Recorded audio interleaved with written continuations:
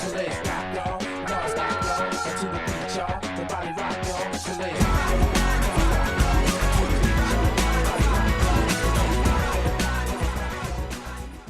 Ter filhos é um dos objetivos da maioria dos casais em todo o mundo. Infelizmente, nem sempre isso é possível acontecer de uma forma natural, entre aspas.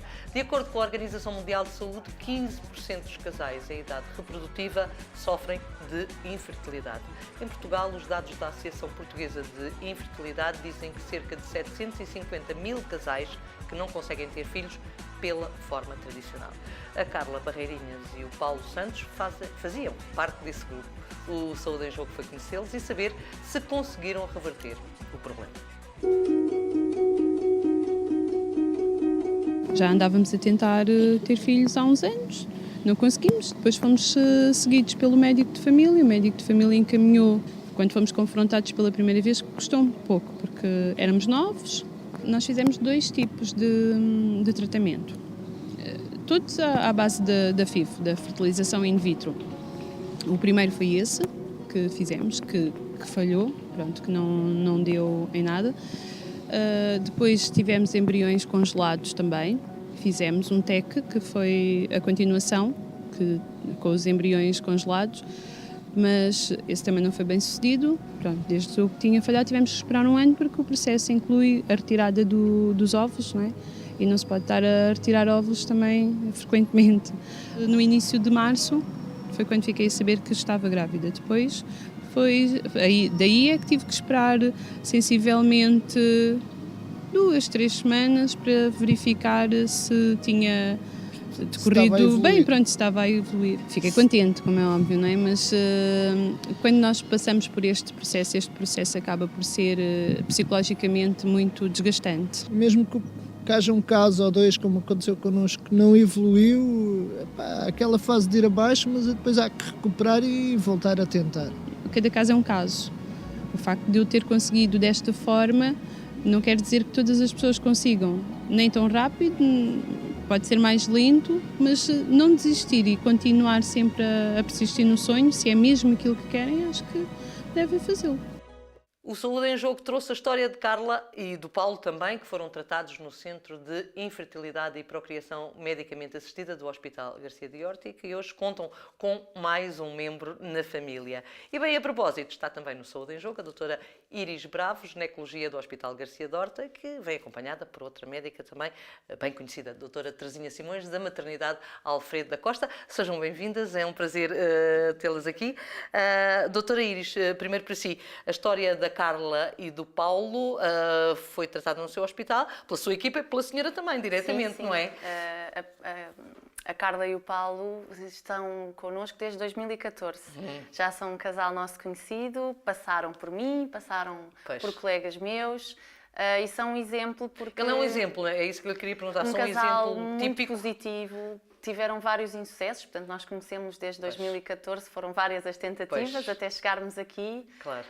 Mas sempre muito realistas, muito positivos, um casal muito cúmplice. Isso é importante, doutor, neste processo todo da infertilidade, é importante essa positividade e esse acreditar também? É muito importante, porque as coisas não correm sempre como o esperado, não correm sempre bem da primeira vez e, portanto, antes de chegarmos àquele prémio, que eu por acaso tive o privilégio de fazer a ecografia à Carla, quando ela fez as 6 semanas, em que vê o coraçãozinho do bebê a bater. Há muitos passos a serem dados. Às vezes as coisas correm bem, outras vezes não correm bem e há que tentar outra vez. Doutora Teresinha, seja bem-vinda também. Estes dados que nós apresentámos aqui no início, não sei se eles correspondem àquilo que são os vossos dados, porque vocês às vezes têm dados mais corretos do que nós, digamos assim. Correspondem. São preocupantes. Isto não é um problema só de Portugal, não é? 15% de infertilidade no mundo é um número que se calhar já é alto. 750 mil casais em Portugal. Dito assim, 750 mil casais é muito casal, não é? É muito casal, mas esses são os valores mundiais também. Não é? É habitualmente 12 a 15% da população que vai tentar engravidar vai ter um problema de infertilidade. O que se torna muitas vezes um problema numa sociedade em que nós, o número de filhos é pequeno e nós pretendíamos que fosse maior e principalmente que quando está a surgir uma tendência mundial que é as mulheres serem cada vez mais velhas na altura em que têm o primeiro filho. Pois, isso é um dos fatores que motiva a infertilidade ou não? Ou é apenas um fator que em uns casos sim, noutros não? Pode ser, é um fator que motiva muitas vezes a infertilidade, ao princípio, porque a fertilidade da mulher vai diminuindo ao longo dos anos. Há quem descreva que a primeira quebra é aos 28 anos, aos 31 há uma nova quebra e então a partir dos 37 há realmente uma diminuição acentuada. Grande. E, por exemplo, se formos ver que em 1970 habitualmente a idade da mulher na primeira gravidez era 24 anos e que agora, por exemplo, em Portugal são 29, nós vemos que há uma grande diferença, não é? E as mulheres vão começar a ter o primeiro filho quando já estão em pleno declínio da fertilidade. Aos 35, 37, por aí, não é? É o único motivo, doutora Iris? Será o único motivo, de facto, para os problemas de infertilidade ou há outros? E nós associamos só à mulher, não é? Sim, ou basicamente à mulher. Nós associamos à mulher, mas há outros motivos, não só a idade. As mulheres podem ter problemas a nível das trompas, podem ter problemas hormonais que não têm só a ver com o envelhecimento e depois também há a parte masculina. Pois, e na parte masculina não é muito falada porquê? Porque é menor, de facto? Não é que seja menor, mas normalmente eu penso que seja tradicional, que se... É a mulher. Que se pense que é a mulher que engravida, portanto... Pois. Mas posso dizer que tradicionalmente considerava-se que um terço dos casos de infertilidade eram por uma causa feminina, um terço masculina e um terço de ambos ou de uma causa desconhecida. Atualmente, os estudos internacionais, nomeadamente os australianos, estudaram isso em pormenor, mais de 50% das infertilidades são por causa masculina. Mas porquê é que se dará mais? Esta questão que a doutora Iris trouxe é de facto real, de facto, porque a ligação à infertilidade mulher, porque a mulher é que tem filhos, é um bocado por aqui, não é? É um bocado por aqui. Muitas vezes nos casais, nós que lidamos com eles, há uma enorme surpresa quando de repente dizemos ao marido, olha, provavelmente já descobrimos porque é que não conseguem uma gravidez e o seu esperma tem alterações. E é interessante, talvez porque também estamos a ser mais rigorosos na análise do esperma. Se calhar, não é? Que antigamente se calhar era avaliado de uma maneira não tão rigorosa, mas o certo é que se nota imenso nas consultas de infertilidade o aumento da prevalência a esse nível. Como é que, quando as pessoas chegam ao seu centro, doutora Iris, ao centro onde trabalha, o centro é Centro de Infertilidade e Procriação Medicamente Assistida do hospital, é assim que se chama, não é? Do Hospital Garcia de Horta, nós chamamos de CIRMA. Quando as pessoas, como é que chegam a si primeiro? Chegam através do médico de família? Como é que são referenciados, digamos assim? Os casais podem ser referenciados pelo médico de família ou podem ser referenciados pelo seu médico assistente, que normalmente é o ginecologista que referencia o casal, ou um urologista que, por algum motivo, referencia o casal. E a partir daí, o que é que vocês fazem no centro? O que é feito? O casal chega e, portanto, dependendo dos exames, há casais que vêm com muito poucos exames feitos, há casais que já vêm com um diagnóstico. Com um diagnóstico, não é? E dependendo disso, são acolhidos, são feitos os exames para tentarmos perceber a causa ou não, porque também há situações em que nós nunca conseguimos perceber porque é que aquele casal em que tudo está bem não engravida e são encaminhados para fazermos os tratamentos que nós temos para oferecer no nosso centro. Os resultados têm sido bons, não sei se posso falar em resultados. Mas podemos falar em resultados. Sim, os resultados são bons e penso tem sido bons, tem tido muitas alegrias. Temos tido muitas alegrias. Na MAC, como é que é, doutora Teresinha? Na MAC a abordagem é semelhante, no entanto os casais também tem um departamento específico para tratamento. Um serviço de medicina da reprodução da Alfredo da Costa e do centro, que neste momento está ligado ao Centro Hospitalar Lisboa Central. Os casais também se podem dirigir eles próprios e pedir uma consulta diretamente. Não precisam de passar por referenciação. Não é obrigatório. Se quiserem, podem dirigir diretamente. É agendada uma consulta e então, sim, são investigados e são... E os casos de sucesso também têm... Como é que têm sido? Têm sido bons. Nós temos de ter a noção, quando falamos de taxas de sucesso, do que é a natureza. Na natureza, um casal sem qualquer problema de infertilidade consegue uma gravidez por mês, vai entre 20% a 25% é que vai conseguir engravidar. Portanto, quando nós temos 30 e tal por cento, no fundo, estamos com taxas até um bocadinho superiores à natureza. Né? A diferença é que na natureza, durante 12 meses, há uma taxa cumulativa, por todos os meses podem conseguir uma gravidez, enquanto nós, essa taxa é por tratamento. É aquele tratamento. Já voltamos à nossa conversa. O programa de hoje é muito feminino, como vemos. 3 senhoras aqui e vamos ter mais 2 no exterior. Por isso eu vou já passar a palavra para o exterior, onde está à nossa espera a Edilza Santos, para nos deixar ainda mais lindas. Olá, Edilza. Bem-vindos ao Ainda Mais Linda. Hoje tenho como convidada a Filipa, proprietária da Orivesaria Concept. Consegue-me explicar porque é que cada vez mais as pessoas investem e consomem, compram acessórios? É verdade, sem dúvida, os objetos de moda são, no geral, de desejo, um profundo desejo. Um desejo de se amarem, de se mimarem, de darem também um presente cada dia a elas próprias e às mulheres no geral. É muito importante chegar e adquirir cada vez mais um produto mais económico e se calhar todos os meses um anel, um brinco, um fio que vai fazer com que faça toda a diferença, além de uma peça de roupa que ao fim e ao cabo é obrigatório. Sendo a Filipa uma mulher que trabalha muito nesta área, que gosta desta área, percebe desta área, que eu sei que percebe, diga-me, quais são as novas tendências, o que é que se usa agora, como é que podemos usar? Temos um acessório que pode tanto entrar numa dia e noite. No geral, a moda é isto mesmo, a pessoa compra de manhã, pode usar durante o dia e acaba por levar à noite ou ao jantar se for necessário. Não há já neste momento uma peça estanque para cada caso.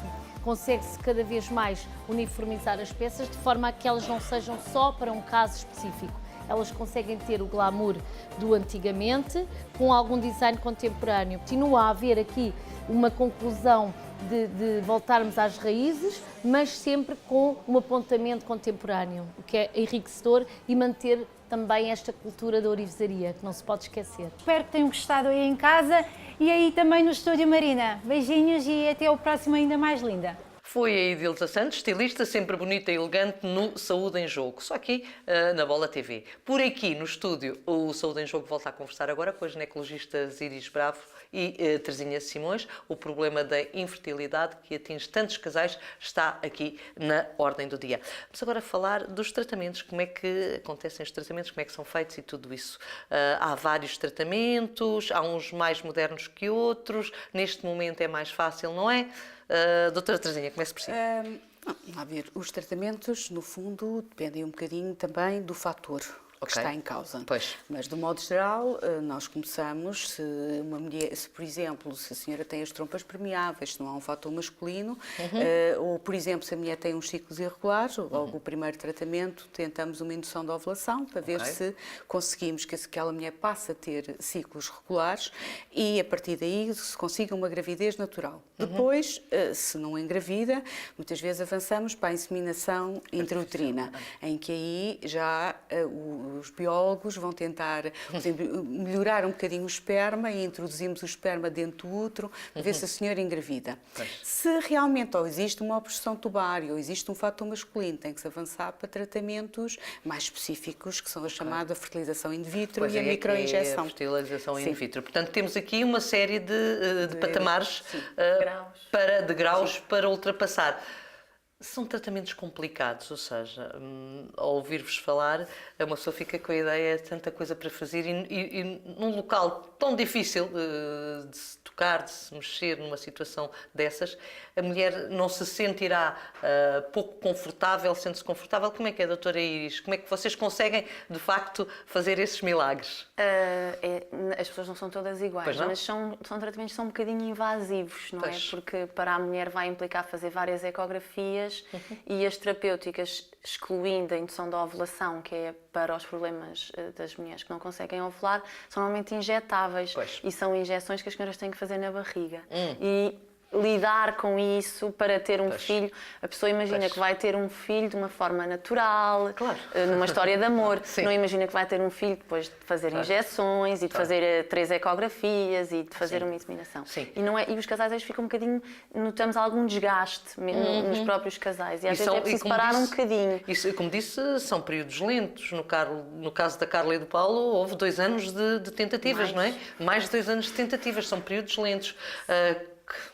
É difícil, não é? É um bocadinho desgastante. Os casais têm que estar preparados, que às vezes pode correr logo muito bem na primeira vez em que tentam e ter um sucesso, e outras vezes vão ter que ser corajosos. A doutora Teresinha, como é que é no seu caso? Nós temos psicólogas, aliás, a maioria dos centros tem. Também dá vocês? Os psicólogos, exatamente. É a primeira atitude, não é? Não pode não ser obrigatório ser logo a primeira abordagem, do modo geral mas, por exemplo, há casais que às vezes recusam, acham que não precisam, mas não há dúvida que depois, durante o tratamento, principalmente para lidar com o insucesso. Porque no caso de acontecer, não é? Acabam por ser medicações que são caras, que são morosas, que elas fazem aquelas injeções diárias, mais do que uma de manhã, uma à noite, e depois sujeitam-se a uma punção e principalmente 12 dias à espera após a transferência para ver se engravidaram, e muitas vezes é preciso ajudá-las a lidar com a situação. Até porque isso dá muito stress no próprio casal. É isso, não é? O problema não deve ser só de um, deve ser dos dois, não é? O problema põe-se a esse nível, porque o filho é dos dois e a tentativa acaba por ser dos dois. No caso dos homens, que técnicas existem, de facto? São as mesmas que para as mulheres? As técnicas acabam por ser as mesmas. No caso dos homens, se for um fator masculino ligeiro, pode-se fazer aquela técnica que a doutora Teresinha já falou, que é melhorar o esperma e colocar dentro do útero da mulher. E se for uma situação masculina mais grave, tem mesmo que se fazer a fertilização in vitro, em que se pega mesmo no espermatozoide, se põe dentro do ovinho, faz-se um embrião, põe-se no útero. Há culpas associadas a isto de estou assim por causa de ti? Inconsciente mental. Muitas vezes os homens, quando há um fator masculino, associam o facto de não terem qualidade no esperma a uma diminuição da sua virilidade, que não é verdade. Que tem que ser completamente desmistificada. Até porque muitas vezes isso fala-se muito pouco nisso, não é? E isso traduz-se muitas vezes numa hipofunção sexual, já que o meu esperma não presta, nem vale a pena nós estarmos a tentar. E isso nota-se muito quando nós investigamos, que às vezes há casais que pura e simplesmente pararam de ter relações sexuais. Portanto, a gravidez espontânea, mesmo se fosse possível, deixa de ser possível exatamente porque não praticam. Pois é isso. Sente igual, doutora Iris, também tem esse género de... Percebe que, de facto, na conversa que tem com os casais, esse problema se coloca no dia-a-dia deles? Sim, o casal tem que estar muito bem resolvido, que é um problema dos dois, e portanto ambos querem ter uma criança, independentemente de quem tem menos espermatozoides ou quem tem menos ovos, o problema é dos dois. É dos dois e tem de ser resolvido mas nem sempre isso acontece. As pessoas têm tendência a encontrar um culpado que não beneficia ninguém. É isso. E acaba por estragar um bocadinho a relação entre o casal. Ficam muitas coisas não ditas, Como é que se dá, como é que se passa a mensagem de chegamos a um fim, não há aqui nada para fazer? Isso deve ser complicado, não é? É complicado. Felizmente há sempre ainda depois não é isso, doação. A maior parte não é por aí, ainda bem, não é? Quer dizer, mas há sempre a doação de ovocitos, há sempre a doação de esperma, há sempre a doação de embriões, há sempre a adoção. Há sempre a adoção. Portanto, há sempre outras etapas, mas que são etapas que implicam muitas vezes decisões que é diferente do seu filho biológico. Claro, as pessoas têm que estar preparadas para o que vem aí a seguir, não é? Quer dizer, que aí é mais complicado. E se querem mesmo por aí. A maioria dos casais quer ou não quer, depois, quando se esgotam todas as possibilidades, há essa tentativa ainda ou não? Vamos ficar por aqui? Eu acho que sim. Quer, não é? Quando quer muito. Quer mesmo ter um filho. Estamos quase no final do programa, mas há aqui uma questão que eu tenho de colocar à doutora Iris, é a questão de um termo novo, que é a oncofertilidade. O que é isto? Que palavrão é este? É no fundo a junção entre oncologia e fertilidade. É uma área nova, cujo objetivo é que nós, profissionais da infertilidade, vamos ajudar casais ou jovens com cancro, podem ser mulheres, podem ser homens, a depois de fazerem tratamentos para as suas neoplasias, que possam ter filhos. É mais difícil aí, é um problema também. Há aí um problema agravado de infertilidade. A quimioterapia é um tratamento que é muito bom em termos de resolver situações neoplásicas e as pessoas têm de as fazer, os jovens têm de as fazer, mas em certos casos, por exemplo, no câncer da mama, nos linfomas, no câncer do testículo, essa mesma quimioterapia vai danificar os ovários e também os testículos, os espermatozoides. E o que nós fazemos é receber estes doentes antes de começarem a fazer a quimioterapia e guardamos ovinhos, portanto ovócitos ou espermatozoides.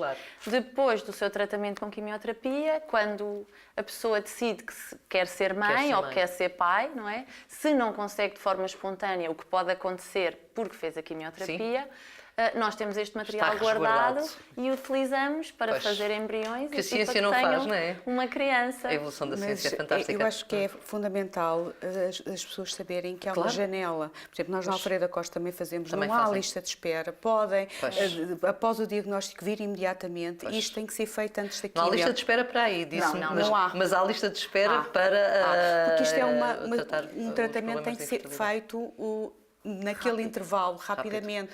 Habitualmente, por exemplo, num câncer da mama, nós fazemos, a senhora é operada e nós fazemos antes da quimioterapia, logo a seguir à cirurgia. Mas às vezes tem que começar com quimio, nós fazemos imediatamente. E aquilo, uma mulher que, por exemplo, vai fazer quimioterapia, seja por qualquer razão for, o seu ovário vai ficar 10 anos mais velho. Portanto, aos 30 anos vai ter um ovário de 40. Portanto, é importante. E é importante que saibam que, então, no homem é facílimo e na mulher que... Na mulher precisamos de 2 semanas. Precisamos de 2 semanas. Em 2 semanas conseguimos guardar ovinhos que ficam resguardados dos efeitos da quimioterapia. Da quimioterapia que mais tarde podem ser aproveitados. Podemos assegurar uma gravidez normal. Quase normal. Sim, pelo menos. Praticamente igual à das outras senhoras que fazem fertilização in vitro. Ora bem, já voltamos. E já a seguir vamos ter ainda com a maquilhadora Raquel Pérez, que, como habitualmente, nos deixa também dicas super importantes. Eu não disse que isto hoje era tudo mulheres que nos ajudam a cuidar bem de nós. Olá, Raquel. Olá, Marina.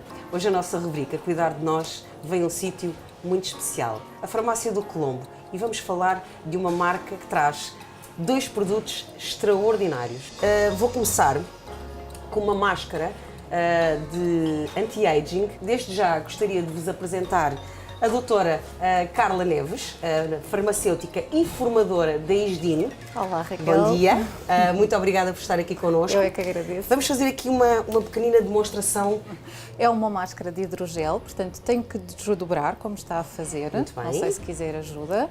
Acho que não é necessário. A máscara está no meio de 2 películas. Como vemos, ela é muito flexível, é como se fosse uma segunda pele. Ok. Tenho que retirar a primeira película, aplica agora no rosto.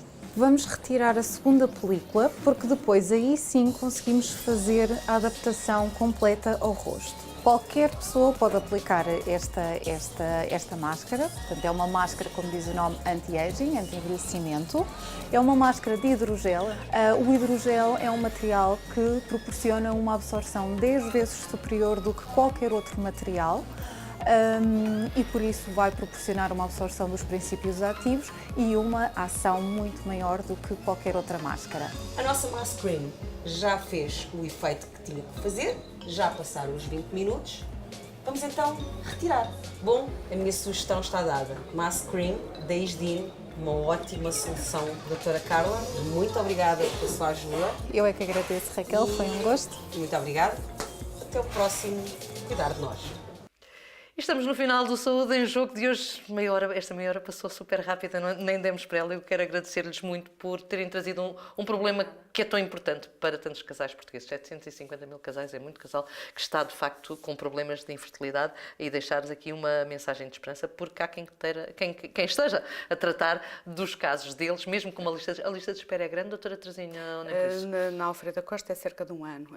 Desde o momento que entrem em lista de espera até fazerem o tratamento. Pode variar, um ano e qualquer coisa. É muito ou é pouco um ano? Às vezes um ano é muito, às vezes não é. Para os casais é, não é? Para os casais é sempre muito. É muito, não é? É. No Garcia de Horta também. É igual, é o mesmo espaço. Portanto, milagres também não se podem fazer, não se fazem. Às vezes naquele ano acontece gravidez espontâneas. Ficam mais tranquilos, se calhar a questão do stress, se calhar sabem que daqui a um ano vão tentar e se calhar até resolve.